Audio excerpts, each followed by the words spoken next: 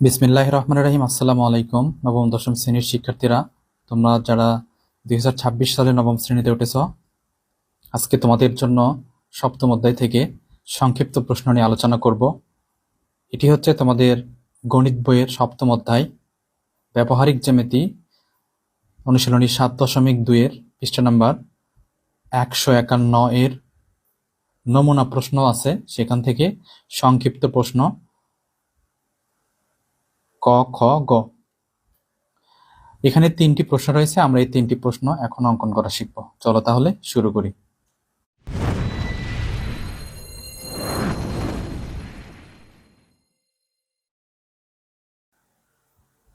প্রিয় শিক্ষার্থী বন্ধুরা, দেখো আমাদের যে ক নম্বর প্রশ্নটি রয়েছে সেখানে বলা আছে যে ত্রিভুজ ডিইএফ এ, ডিই সমান সমান ডিএফ সমান সমান 4 সেন্টিমিটার এবং একটা কোণ বলা আছে ইডিএফ কোণ সমান 50 ডিগ্রি। তাহলে ডিইএফ ত্রিভুজটি অঙ্কন করতে হবে।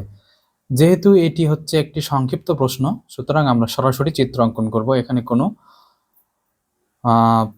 তথ্যগুলি আলাদা করে অঙ্কন করার কোনো প্রয়োজন নেই। যেহেতু এটা সংক্ষিপ্ত প্রশ্ন, সুতরাং আমরা সংক্ষেপে চিত্রটি অঙ্কন করব। দেখো, আমি প্রথমেই ক নম্বর দিয়ে নিই।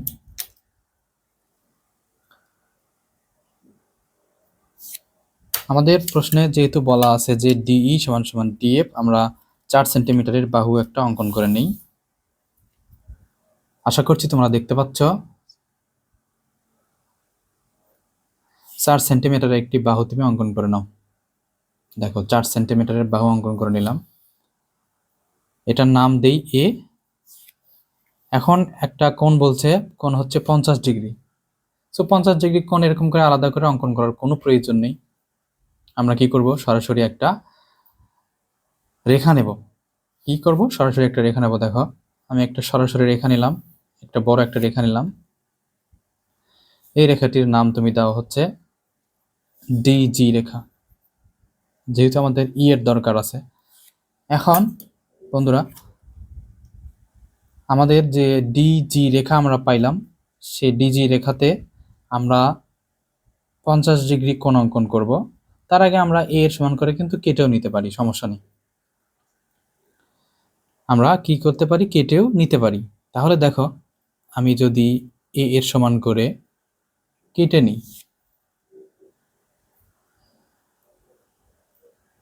ধরো এ এর সমান করে আমি কাটলাম, এটার নাম দেব ডিই। এইবার আমরা করব কি, ডি বিন্দুতে 50 ডিগ্রি কোণ অঙ্কন করব। সো 50 ডিগ্রি কোণ অঙ্কন করার জন্য তোমাকে সরাসরি চাঁদা নিতে হবে। চাঁদা এর সাহায্যে তুমি 50 ডিগ্রি কোণটা অঙ্কন করে নাও। দেখো, সঠিকভাবে চাঁদাটা বসিয়ে 50 ডিগ্রি কোণ অঙ্কন করতেছি। এখন আমরা এটাকে যোগ করে দেব। বন্ধুরা, এটার নাম দেওয়া হচ্ছে এইচ। তাহলে বন্ধুরা, আমরা এরকম একটা চিত্র পাই। এখন আমরা কি করব, ডিএইচ থেকে আবার যে আগের এ বাহুটা রয়েছে সেখান থেকে কেটে নেব। দেখো, কেটে নিলাম। এটার নাম দাও তুমি হচ্ছে এফ। এখন ই এবং এফ যোগ করে দাও। দেখো, একটা ত্রিভুজ হয়। দেখছো, ত্রিভুজ কিন্তু হয়ে যায়। তাহলে এটা হচ্ছে এ বাহু, এটাও হচ্ছে এ বাহু। তাহলে আমাদের প্রশ্নে যেহেতু বলা আছে যে ডিই সমান সমান ডিএফ সমান সমান 4 সেন্টিমিটার, তাহলে আমরা এরকম করেই এই চিত্রটি অঙ্কন করছি। আশা করছি তোমরা সবাই বুঝতে পারছো। তুমি আলাদা করে 50 ডিগ্রি কোণ এখানে অঙ্কন করে নিয়ে সেখান থেকেও এখানে এটাকে স্থাপন করতে পারো। সেরকম করে অঙ্কন করা যায়। যেহেতু সংক্ষিপ্ত, সুতরাং আমি সংক্ষেপে চিত্রটি অঙ্কন করলাম। এবার হচ্ছে আমাদের খ নম্বর। খ নম্বরে কি বলছে যে পি কিউ আর ত্রিভুজের পি কিউ সমান আর পি আর সমান সমান 5 সেন্টিমিটার। তাহলে আমাদের 5 সেন্টিমিটার একটি বাহু নিতে হবে। এবার আমরা খ নম্বর অঙ্কন করব। 5 সেন্টিমিটারের আমি প্রথমে একটা বাহু নেব।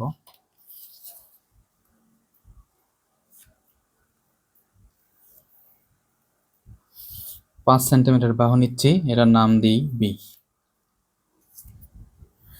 দেখো, 5 সেন্টিমিটারের একটি বাহু নিলাম। আরেকটা বলছে কিউ আর সমান সমান 6 সেন্টিমিটার, আরেকটা বাহু নেই, এটার নাম দাও সি। তাহলে আমরা দুইটা বাহু নিলাম, একটা হচ্ছে 5 সেন্টিমিটারের, একটা হচ্ছে 6 সেন্টিমিটারের।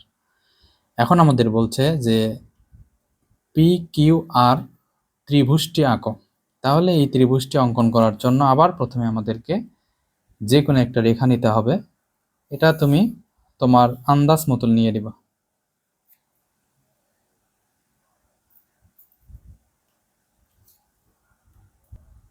দেখো যে কোনো আন্দাজ মতো একটা রেখা নিছি, সেই রেখাটির নাম দেব আমরা কিউ এস।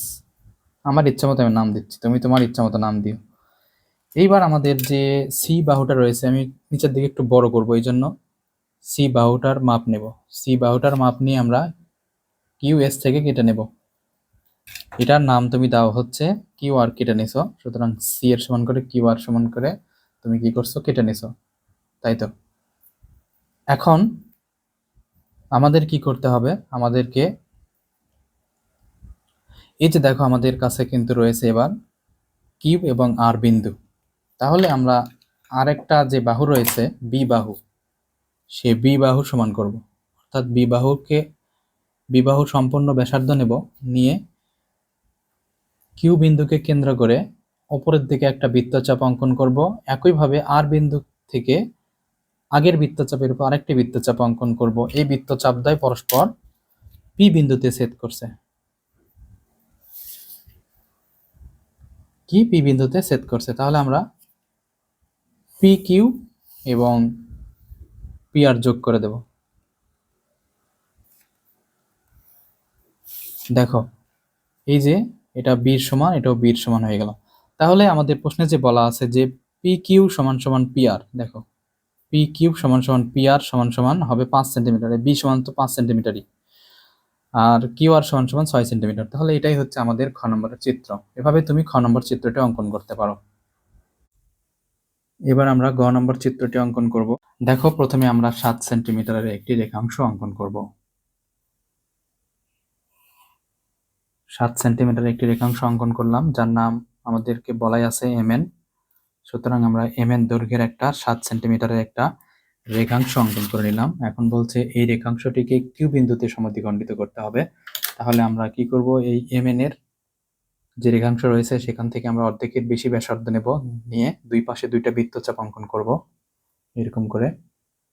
আবার এন কে কেন্দ্র করে আগের বৃত্তচাপের পর আবার বৃত্তচাপ অঙ্কন করলে আমরা দুইটা বিন্দু পাবো, এই দুইটা বিন্দু আমরা যোগ করে দেব।